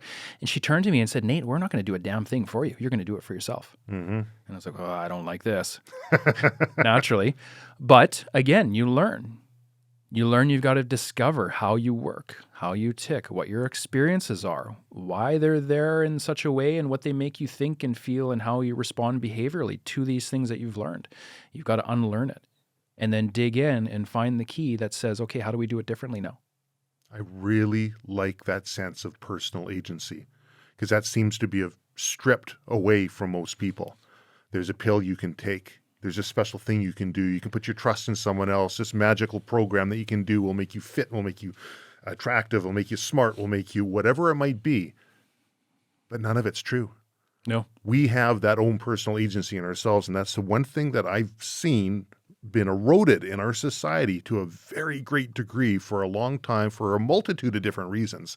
But if people can just realize the level of personal agency they have to affect change in themselves, which in turn will affect change in those around them, man, you can do some pretty cool things. Absolutely. Right? Absolutely. The level of intensity that you can now bring to people and help them grow, right? By showing them how you've found your own way. It's not a pill. It's not a workout plan. Well, it is kind of a workout plan. I got to work out, right, to stay well. Naturally, sure, right? But it's nothing gimmicky. You got to spend the time and do the hard work on yourself in order to get to a place where you can finally start to step forward and say, hey, I'm doing better. I had to solve this problem. Not the person that did this to me. Not expecting someone else to show up. It was me all along. I've got to do this. And that was for me definitely my aha moment, right? No doctor is going to save you. You are your doctor. What do you need? Start doing it. And that's massive. You go to a doctor, they come out, they say, whatever, maybe you connect, maybe you don't, and you leave and you say, I didn't connect, doctors don't work, right? Maybe they do connect. And if they do connect, all they're going to tell you is, you're fine. There's some things you got to work through right now. Here's some tools you can use. Are you doing them? It's all on you.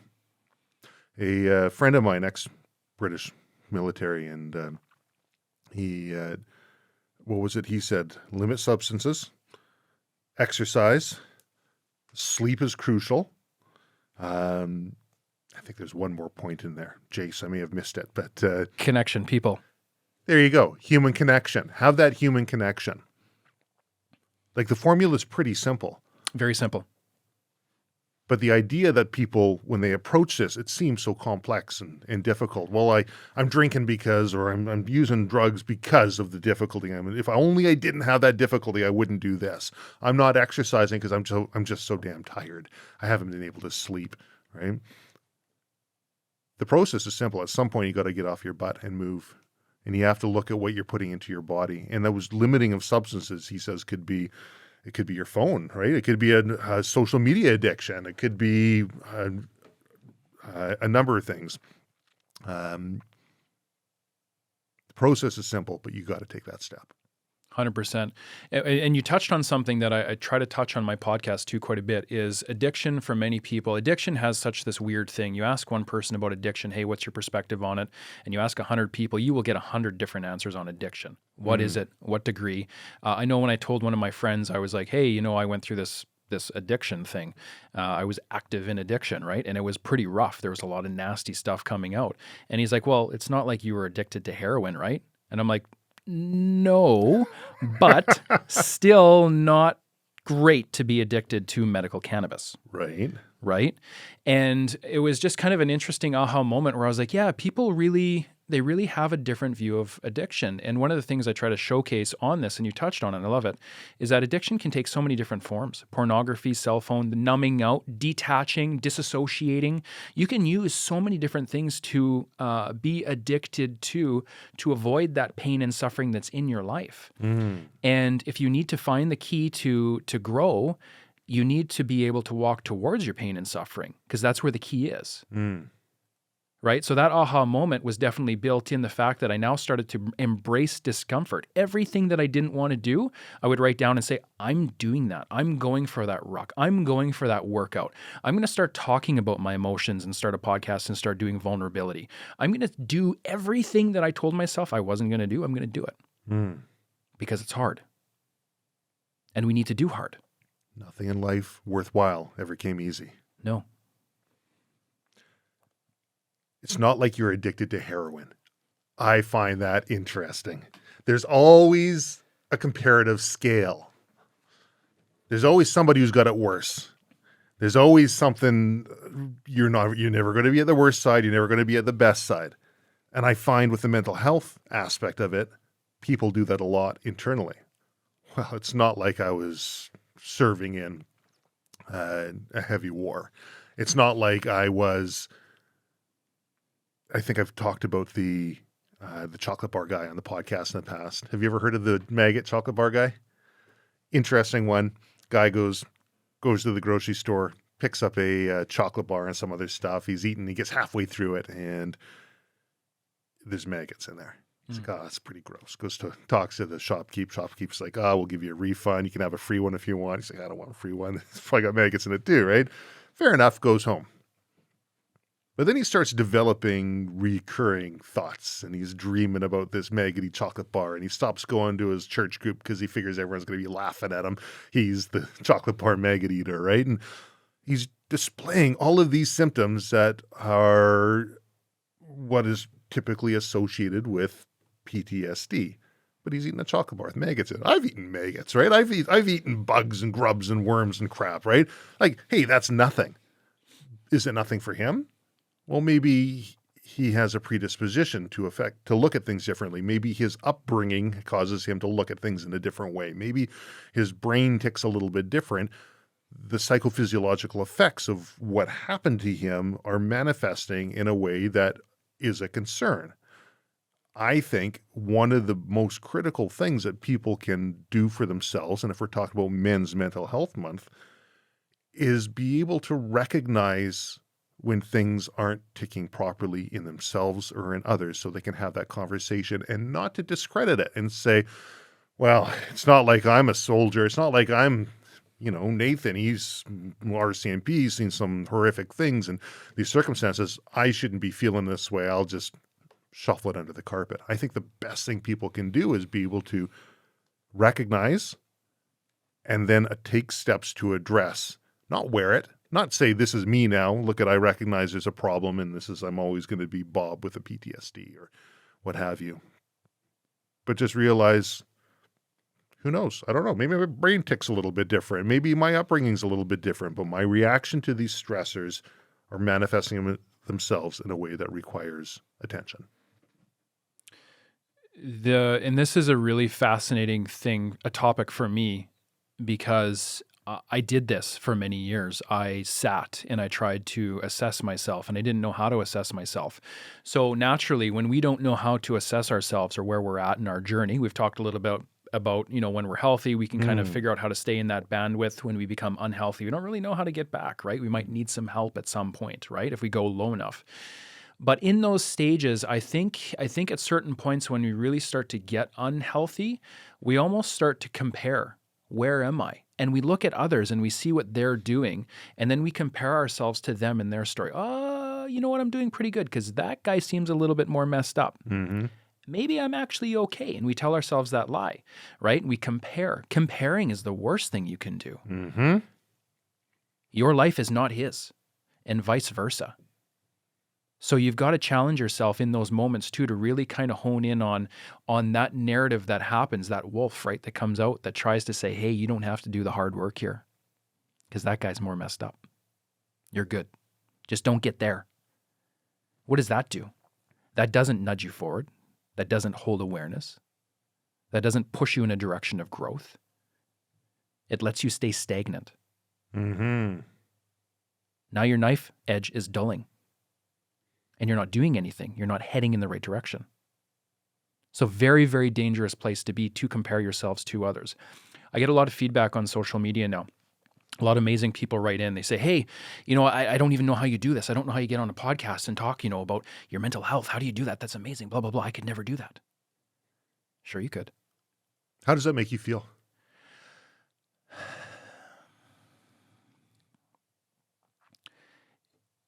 The stories you hear that roll in, you see and you hear the members who are just, they're done. I've had guys write in and say, I'm done. I'm looking to hang myself. I can't do this anymore. It's too much. They hurt. Sure. I'm sad. I get that message. I'm sad. I'm sad for that guy because I know what that feels like. And a big part of why I launched this podcast too was that there was a female member in Richmond that took her own life under a bridge. Mm-hmm. Same day a Winnipeg member took his life. And I remember that news came in. I was in the garage. I was just about to have a workout. I cried my eyes out. And I thought to myself, how did this happen? How are so many amazing people out there killing themselves at such a large number? And it's so hidden in society. We don't talk about this stuff. We don't talk about law enforcement suicide. Mm-hmm. We don't talk about first responder suicide. We barely even talk about just civilian suicide. Right. So what's going on here? Why are we avoiding this? And I had this moment, it was kind of an epiphany of sense too, where it was a motivator for me because enough people had said, hey, start a podcast, start a podcast, start a podcast. And I thought, yeah, you know what? I don't want to see someone else take their life. And we got to start talking about this stuff. And we got to create a culture. If the police organization or whoever out there cannot create a supportive culture inside their working lines to show that empathy, to show that compassion, to be leaders, to say, hey, you know what? We're all here. We're all going through the same stuff. Our people will kill themselves and there will be no stop. And that was also a big motivator for me too, to get on and just start sharing because I understood suicide to a degree. Mm. I knew why it happens. The pain and suffering becomes too much. It's like addiction. You got to find a way out, right? Whether the addiction solves that problem for you or the suicide solves that problem for you. But you're now going to look at harming yourself. You're healthy, you will not harm yourself. Mm. You're unhealthy, you will. So for me, that when I hear these stories roll in, and that's a really good question, Trav, I'm heartbroken at times. I'm completely ecstatic for others at times because they're on the journey now of they're saying, hey, I'm getting into law enforcement, but I'm going to take your advice. I'm going to go see a psychologist day one. So we have this barometric kind of measurement of where am I? Smart. So as soon as I start to slip, I got someone there to hold me, right? So I'm not falling off the bridge alone, right? And I advocate that a lot in first responder work. We know that it's stressful. We know that it's hard. We know that you're going to see a lot of hard things. Walk into it with the vulnerability and walk into that psychologist office day one and say, I have no idea what I'm going to see or what I'm going to do. I want to check in though. And just talk so that you can get to know me, so that you can hold my hand and keep me on that path. Because if you fall off, and you will if you don't have these right supports in place, it's a hell of a ride to come back. You'd almost think that this is something that the department would initiate. I sat down with the RCMP last year after podcasting for a while, and I said, listen, boys, I actually emailed someone quite high up and I just said, you know, what is your strategy here for mental health for our people? And they took my meeting, which is rare. And I sat down with them. I'm not going to name names. That's not how I roll. But I just said, you know, what's the strategy here? And it was classic RCMP. Well, you know, we've got a few Agora courses coming out on the computer. We're going to talk a little bit about suicide and we're going to do this, that, and the other thing. And, you know, we're starting to talk about it more in depot and blah, blah, blah, blah, blah. And I was like, awesome. Is that enough? Do we need to do more? And what does that really establish? What does that really do for continuing to invest in our people? So there's massive gaps in there, massive gaps in there. And what I like to see from a lot of the people that are out doing this now, they're talking very openly about their experience. Satch, Sean Taylor's, all these guys like yourself, you're here in the space too, right? Slowly starting to get into this, you know, talking about all this stuff. And we're all saying, hey, like we've been through some stuff. These are the lessons we've learned. If the organization isn't going to be there to help us to succeed, we'll just do it over here. And we'll give you that option. Right? Because you'll need it eventually. And the organization, not to blame them, I think the organization has their own challenges. I don't think they fully understand the problem. And that's not to cast shade or blame on them, right? It's just the way it is. They're too big. There's too many people. They have so many moving parts. They've outgrown what they originally were. Absolutely. Is the funding enough for these programs? Are the right people involved? Right? It's an incredibly complicated story. So for us who are kind of, we get to jump on as men and just showcase, here's how we view this issue. We get to just do what we want to do. So we can talk about this stuff and we can, help others in ways that the RCMP can't. It's too big of a beast. Any kind of change you want to create in that organization, even when I was a Mountie, took years. They dropped a tie at one point. We used to wear the tie. Yeah. It took years to drop that thing. Yeah. If it's going to take you years, 10, 20, 15, was it 15 years to get the carbines? Something like that, yeah. Yeah. To get a gun. Yeah. 15 years to get a gun on the street that was recommended from Maythorpe. How long is it going to be before they get a proper program in place for mental health? It'll be a while. It may never be. It probably will never be. And this is the interesting thing too that happens with mental health. As we're evolving in society and we're starting to have different shifts in how we perceive things, mental health and inclusivity and all these different things, the goalposts are always changing. Mm-hmm. So how does an organization stay up with the needs that are current to what's going through society? Particularly when they run a 15-year cycle on adopting new information. Right. So I know you've got a phenomenal bear story, but before we go to this bear story, is there anything else that we should be talking about? Questions for me, things that you think would bring value to the listeners, anything that would bring value to the 1033 podcast?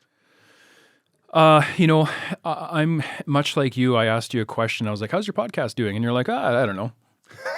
And that's where I am too. Like there was a period when I started podcasting where I was like checking all the time and I was like, oh yeah, numbers. Yeah. And then you get to a point and you're like, yeah, I'm just going to show up and do this. Yeah. I don't care. Yeah. People that will want to join, people that will see the value, they'll show up. That's it. Period. Right? Much like Field of Dreams, if you build it, they will come. Mm-hmm. Right? And you stop putting that pressure on yourself, right? Perfection, all that different stuff. But I think for me, like one of the big things, and we loosely talked about this, but how did you end up here? Because this started off as more of a Silvercore hunting exploration podcast, and now we're sitting down here, men's mental health in June, and we're having this conversation, this open conversation about men's mental health. How did you end up here? Well, for me, it was, I had to pick a category for the podcast in like the iTunes chart. And so I think we're under wilderness is where we're at. But Silvercore has always been more of a nebulous creature. I called it Silvercore after my grandfather, Silver Armino, who was a Vancouver police officer. My other grandfather, Cornelius Bader, who was an entrepreneur, owned a large bakery by where the Croatian Cultural Center is, around that area. And I figured if I call it something nebulous, it'll allow me latitude to be able to work in varying places. It's worked well for the company.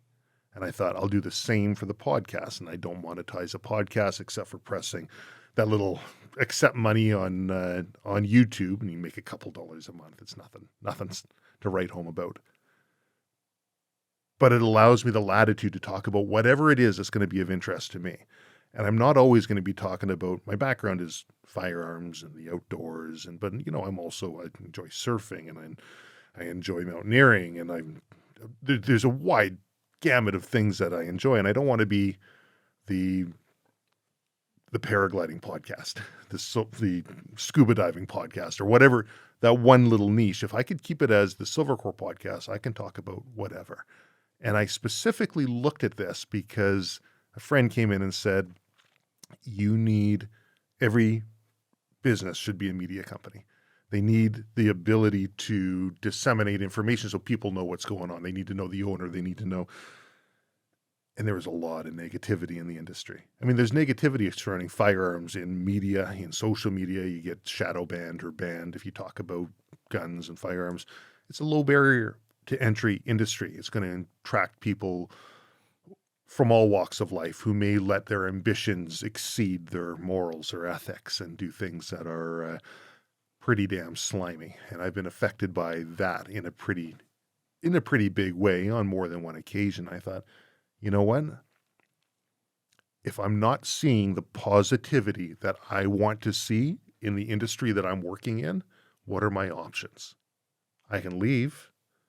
Well, geez, I've never been the type of guy to turn around and leave. I've never been a guy to shy away from a fight. I'm stubborn, right? I can try and create that change that I'd like to see.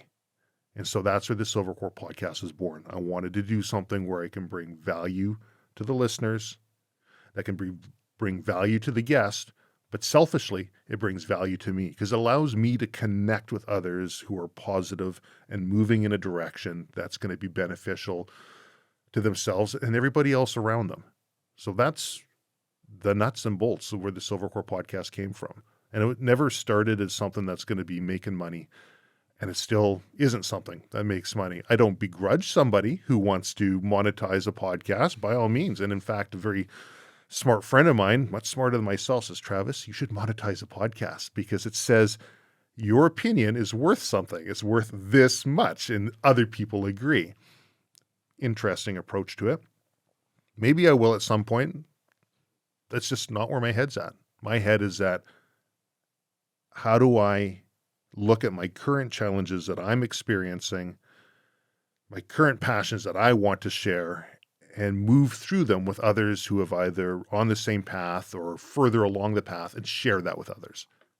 That's it for me. So for you, and I mean, this is something I've also grown very accustomed to, is also listening to others and their approach in life, and what has worked for them. So obviously, as I sit here and showcase kind of, this is Nate, this is his story, this is what's worked for me. What is your ever encompassing approach to mental health, and how do you stay well? Because that's also is equally as important. There's going to be people that listen to my story that are like, hey, I'm more of I fit in with Camp Nate, right? I'm there. But what about Trav? Like, what about you? Like, what's your approach to mental health? What's gotten you through the hard times?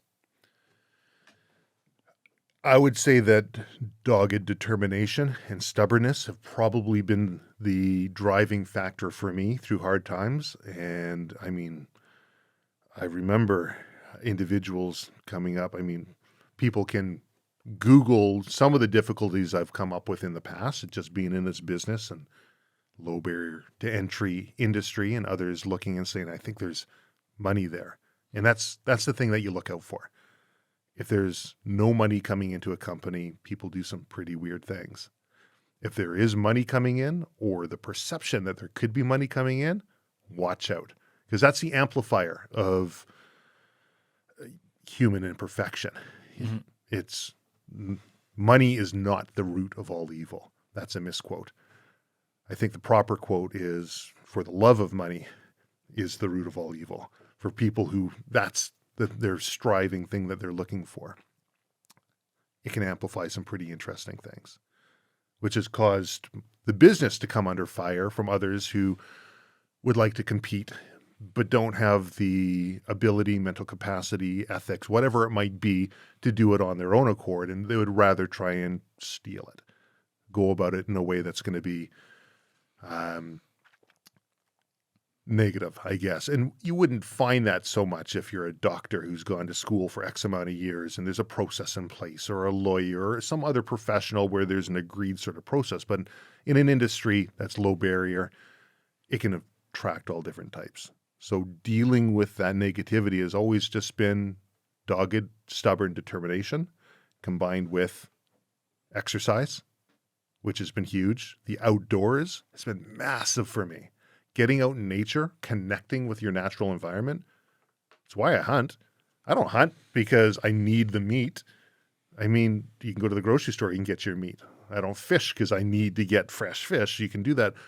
I do that because there's an intimate connection with nature, and there's a massive mental health benefit to being out there. If I'm hunting, I'm hearing noises that most people don't hear.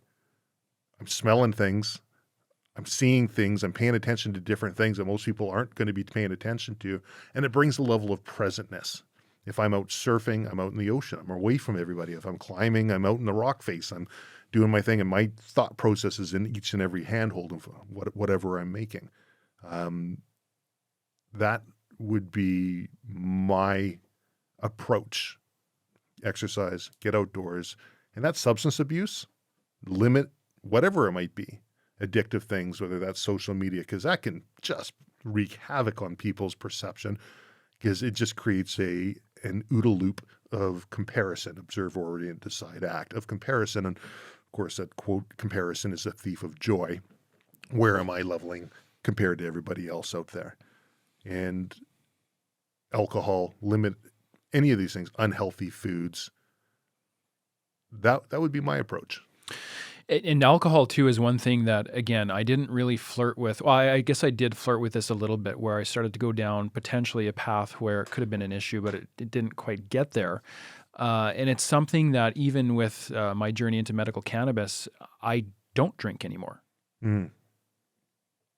Alcohol is the biggest celebrated poison in society. Massive. Why? Why would we do this to ourselves? Like, if you're on this journey of growth and betterment and improvement and trying to find out, where this could go for you, you have to be ready to drop those things that give you that instant gratification.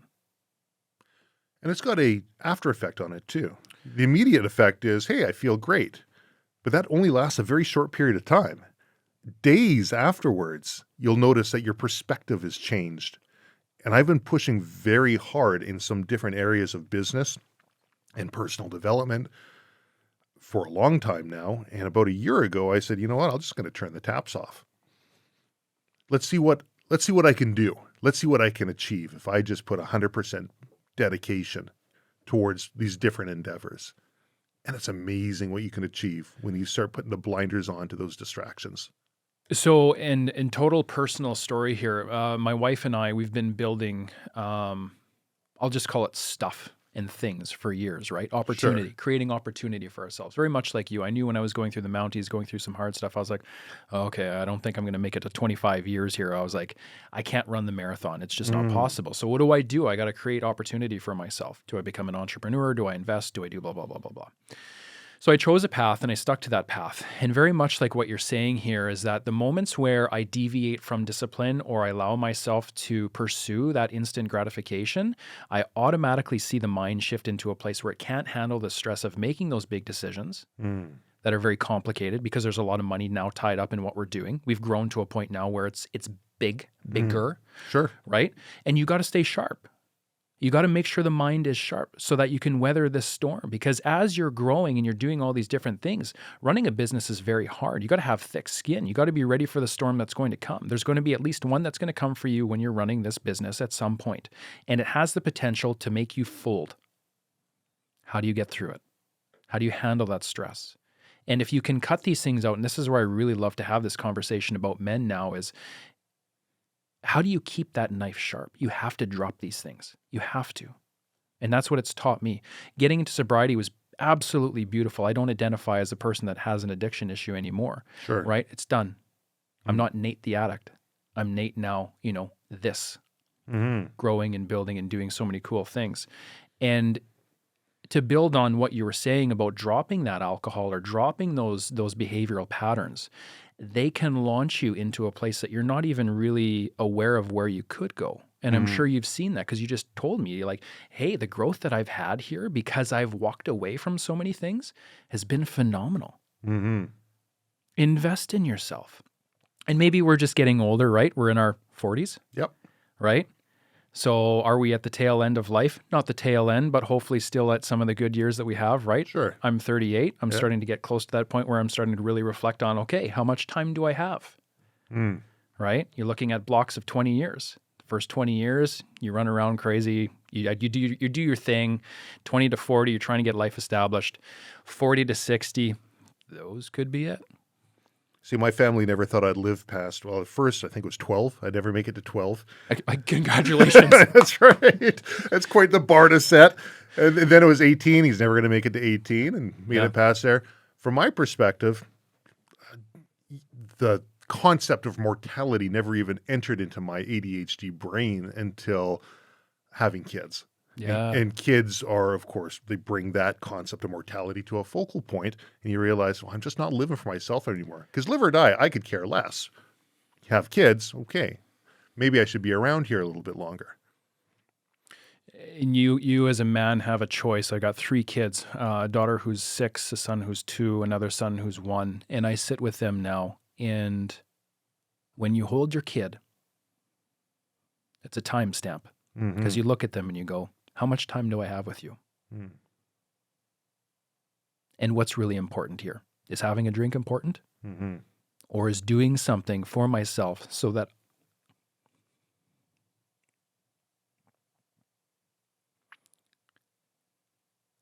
I get enough time with you so I can see all the amazing things you're going to do?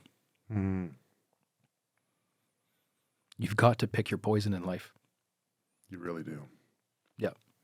And it's I don't want to say in addiction, my kids saved me because I saved myself. But my kids really did help show me the way. You have to make a decision as a father, as a mother, as a parent. What kind of a parent do you want to be? Because you're going to make a carbon copy. There's going to be a certain level of carbon copy that's going to come out in your children. They're going to choose their own path. They're going to do their own thing, but they can't help but imprint in some way or another. I made the decision at a very early age with my kids. I'm never going to lay a finger on them. Physical abuse, physical punishment was a common thing back in the day. A lot 100%. of people know this. I've experienced it. I said, I'm never going to lay a finger on them. Yeah. Why? Because if I hit them, I give them a smack, I punch them. Is that going to tune them up? Maybe. What if it doesn't? Do I have to punch harder? Where does it stop? Why even go down that road to begin with? That was the number one thing I made a decision of. The number two thing was I'm going to give them the ability to have agency in their own life. So they're calling shots from a very early age. Now, those shots might not be super consequential. Do you want to go to bed now or do you want to go to bed in 10 minutes, right? You're still going to bed. Here's what I'd like to see you do, but I am open to reasonable persuasion. It's never do what I say, cuz.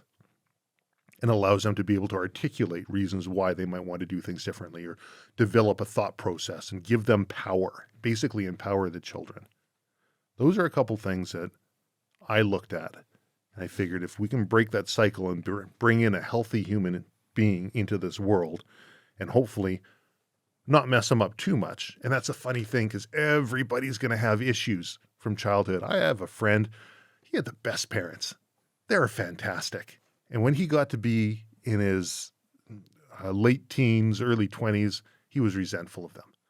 Like, what the hell? Your parents are loving, they're caring, they're providing, they're there for you all the time. He's like, they made my life too easy. I haven't had the challenges that would form me into a better person. That was his level of resentment and his problems. Okay, fair point. I can see at that age, I was like, you're an idiot, right? But okay, I guess everyone's going to have different challenges. It's not for me to judge.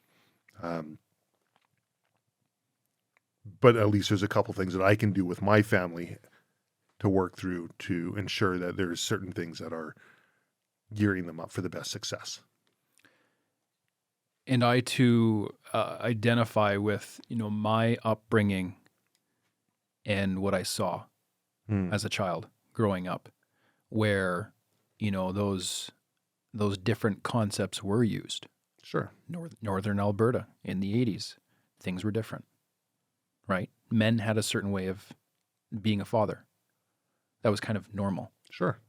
Right? And it wasn't until I remember when I came to BC and this whole liberal mindset, I'm leaving the conservative prairies for the liberals, right? And everybody's so open and hugging and talking and, just everything was just so open and everybody had this open-minded view of the world. And I kind of just stood back and I was like, this is interesting because this totally clashes with what I believe. That's what travel does for you, though. Absolutely. Right? Breaks the barriers down. Opens you up to different ideas and perspectives. I was 100%. Always raised, this is the only way to do it. People that do it outside this, they don't know what's going on. They're stupid. You travel and you say, these people seem to be doing okay. They're doing things completely contradictory to how I was raised. Shocking. Are my biases getting in the way? Or are my experiences getting in the way of how I perceive life? Right. Yeah. That's the beauty of travel. And very much like you, I know I asked myself some very hard questions getting into fatherhood. What kind of father do I want to be? And especially for me to have a girl. The first kid was a girl. And she came at a time where I needed my heart to open up again. I needed to really feel that love again. And she came at a time where she did just that. The universe unfolds as it should. Right? It was a gift. And that little girl, to this day, I mean, there is, you see how daughters are so special. Sons are special too in their own way. But you see what it does to you as a man, how it softens you. My first child was a girl, and that's what I wanted. And I wanted that because I'm a boy. I've got a couple brothers. I know how boys work. I wanted the challenge of learning how a daughter works. So I figured that would be a better thing for me as a father, so that the best predictor of future performance is past performance. And if all you have to rely on are certain past tactics and ideas, maybe it's better to start with this blank slate with a girl. Worked out well. Second child was a boy, similar to you. Yeah. Interesting.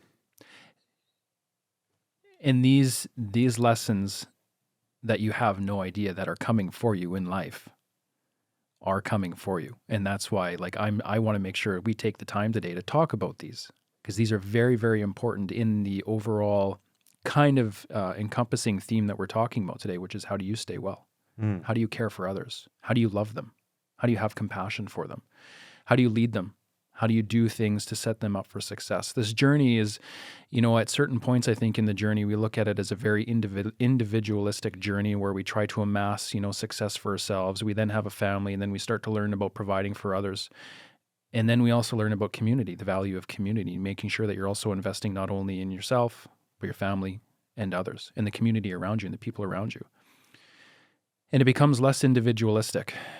And that's a great place to be too. I think as young men, we tend to live in more of an individualistic, me. I'm more worried about me. Let's go out and get me. Let's get what I want. Your eyes are too close together. I. I, right? And you have to go and put those things together, but always look at others too and invest in others. I mean, we're here for a very short time, 80 years. And we got to make sure we leave this place in a decent shape. You follow Alan Watts? No, I don't. Okay. He's deceased. I think his son puts out some stuff, but he's a very interesting individual. Anyways, there's one talk that he does, and he says, we grow up, we go to school, we're told, work hard, study, get good grades. You're getting this thing's coming. It's going to be fantastic. You get through elementary school. Hey, it's high school. That's the next step in the evolution. We're going to work hard. We're going to get good grades. High school ends. We did well. We're into university or college or into trade school or whatever it might be. Next thing you know, you graduate that and you're into your job and starting at a low level, but working your way up. And before you know it, all your hard work and your effort has been put in, and you're now in a managerial position, or maybe you own the company. And at some point you stop and you look around and say, where is this awesome thing that I've been working for? Where is that thing that has been promised to me this entire time that I keep on striving for the next level? And he says, you've been lied to. The whole process is like a musical. You're supposed to sing and you're supposed to dance along the way.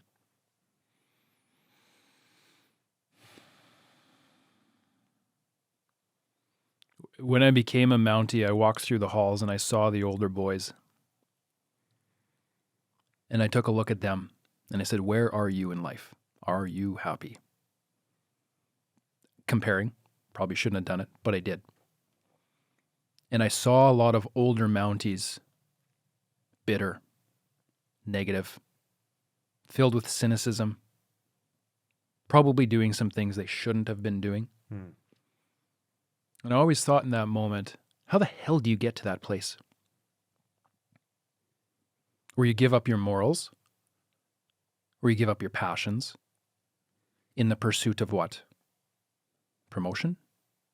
Money? Political status? Ego? What's driving that? Do you really want to be here? When you're on your deathbed, is this the way you want your story told? And I've always tried to remember that. there was a time where I chased the carrot on the stick, Mm-hmm. and I never got close to it.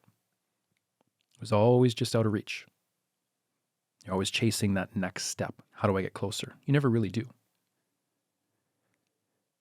And I think for me, one of the biggest moments of growth too that happened for me was when I finally recognized that my identity was so wrapped up in being a police officer that it was the very thing that I needed to give up.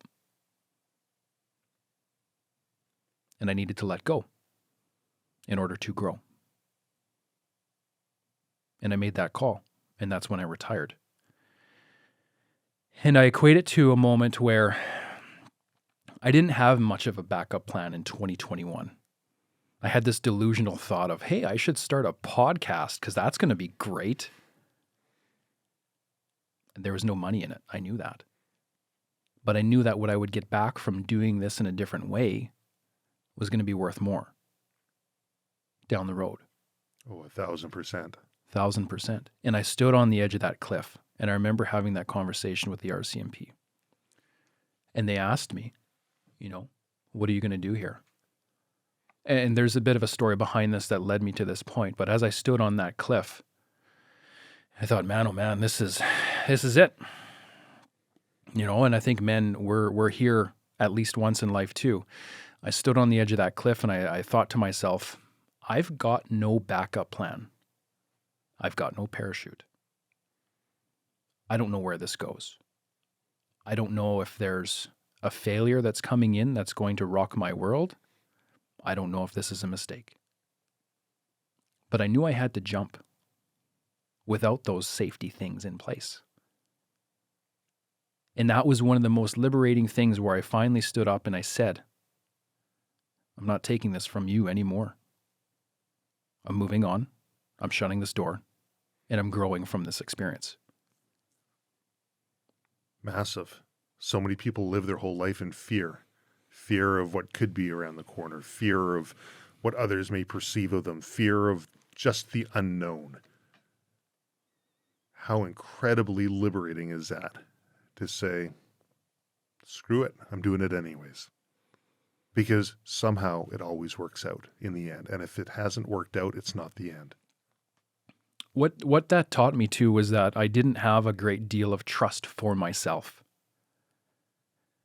And I knew in that moment I had to learn how to trust myself and the decisions that I was making. Because I had been so set up with this dream of becoming a police officer and getting that dream when as a young man and now working in that black and white world. And it stunted me to a degree, right? It kills your creative ability. It doesn't allow you to have that passion, right? Of we were just talking about. What's his name? Alan Watts. Alan Watts. Yeah. That slippery slope, right? Of pursuing something that you think is the answer. But where does it actually take you? It wasn't taking me anywhere well. I think there's a fear in people of wanting to give up, be viewed as a quitter, leaving something, running away, when maybe that little shift in perspective, are you running away from something or are you running towards something that's more desirable? Well, and I remember making this call and immediately I thought, I was like, am I going to be judged? Like, are all of my peers going to look at this and be like, oh, Nate is like, he's gone, right? He is not even close to stable or whatever. And learning to trust yourself and to take that step and to not allow that wolf to continue to drive that narrative for you taught me that I'm actually better connected to these individuals now that I've left. I bet you they look at you and say, damn, I wish I could do something like that. So many of them call me and say, I wish I could retire. I wish I had the guts to retire. I just can't. I'm not there yet. And they stay stuck. And you work to retirement age and then what? Maybe you die the next week. Maybe you live on further. But how was that time in between that you spent? Was that worthwhile? Did that bring you happiness? And not even just, well, yeah, happiness. I mean, in the pursuit of happiness, that's a totally different topic we could talk about for hours, right? Like, that's an oxymoron unto itself. You cannot pursue happiness. You can't. No. It's fake. Yeah. You pursue happiness and it's always going to be out of your reach. In the same way with my business, I've always said, I'm not going to look at the money. You ask it what the number is in the podcast. I don't know. I mean, once in a while I've looked at like Chartable and stuff. Hey, we're ranking on the top 10. This is great, right? But what's the money situation? I don't know. The accountants will let me know if I can buy stuff or shouldn't buy stuff. I mean, if I chase something that drives me, that I'm passionate about, that brings other people value, money's going to be a natural byproduct of that. And happiness will ensue. And I learned that very early on too. What are your motivating factors to get where you're going? If you let money be the driver of that bus, it's not going to go well. I mean, some people, sure, that's their thing, and maybe that's what brings them happiness. But I think for the majority of people out there, that's an empty, very hollow victory. Yeah, it really is. Men's Mental Health Month. Here we are, June. We just covered a ton of stuff. But again, this jump from the cliff without having the safety net and the fear of taking action and how is it going to be perceived, those were all very legitimate thoughts I had along the way. And sure, they could have stopped me from jumping. I could have answered or at least acknowledged that and took action from that place. But instead, I just kept telling myself, no, just you don't understand this, retire, you're done. I talk about it on the podcast as to why it was done, right? I knew it was done and I jumped. And what I found again was that the connection that I had while I was a police officer to other police officers wasn't as good as it is now.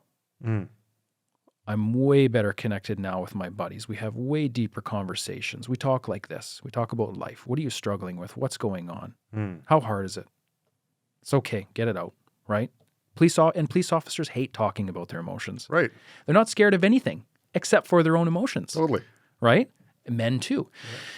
So, and what has this done for myself? What kind of opportunity has this created for myself? And I mean, when you take these jumps, these fearful jumps, they create the most amazing growth. My life since leaving has just continued to grow in so many different ways. I do not regret leaving at all at 14 years. I know a lot of people say, how did you leave at 14 years? Don't you feel sad that you don't make it to 20 or get a full pension? No. I'm happier. Awesome. I'm good. I'm pursuing what I want to pursue. My life is rich. That's amazing. Do you have a bear story you want to tell? Oh, do I ever? Let's hear this. So before we talk bears, again, hunting, beautiful thing. Again, in my story too about mental health, what are some of the things that I did to get better? I had to learn how to reconnect with people. But another part of this too is I had to learn how to reconnect with nature. Right? And that's where hunting comes in. Hunting is something phenomenal for us. We've been doing it for hundreds of years. It's hardwired into us. We go out, we get the fresh air, we walk around, we're moving the body, we're paying attention, we're living in the moment, we're grounded, we're having these amazing experiences. I don't hunt to go and get food. Agreed. I hunt to go and have an experience with other people who want to do that, right? Your tribe, you're going out, you're having an adventure. You're so well connected. Ending the night off with a campfire. We used to do this for hundreds of years. We're going back to that more primitive way of life, right? Simple, no phones, right? Who doesn't want that? So hunting for me too. I mean, if anyone listens to this, go hunt or go take a walk in the bush with a gun, whatever you want to call it. It's one of the best things you can do for yourself. And the science that backs this up is there, right? There's so many different aspects to this. But the bear story, yes. So I must have been 2 or 3 years into my service and had started to develop enough of a cocky attitude that I kind of thought, I'm never going to get hurt, right? I'm in uniform, I'm in Whistler, I'm doing the general duty thing. I get a call one night that a bear is trying to break into someone's house in Whistler. This is very common. Sure. Right? This happens all the time. Yeah. In fact, there was lots of times where I'd go to a call where a bear was in the house. He was in the kitchen, standing up on his hind legs with the doors open, grabbing a box of cereal and chowing down. Stuff was all over the counter. These guys, they're smart. They will find the food. And people were locked in their bedrooms, scared, right? Hiding up on the dresser. Cops, come save us. Right? We don't know if it's a drunk Aussie in town that came into our place or a bear. We have no idea. Yeah, it could be one or the other. It is one Whistler. Or the other, right? It's Whistler. So we get this call that one night there's a bear that's trying to get into this house. And I kind of was at the point where I was just like, oh, this is just another bear call. I'll just go show up. It'll be easy. I'll put a couple rubber rounds in the shotgun because we had this Bear Smart Society thing where we tried to save bears' lives and not Sure. kill them. Yeah. And I agree with that. Sure. We should try to save the bears, right? We're in their home too. So I put my rubber rounds into the shotgun. I go off to the bear call. I got a partner with me. And I'm just like, hey, you know what? You're going to be on my back. We're going to go clear this property, make sure the bear's taking off.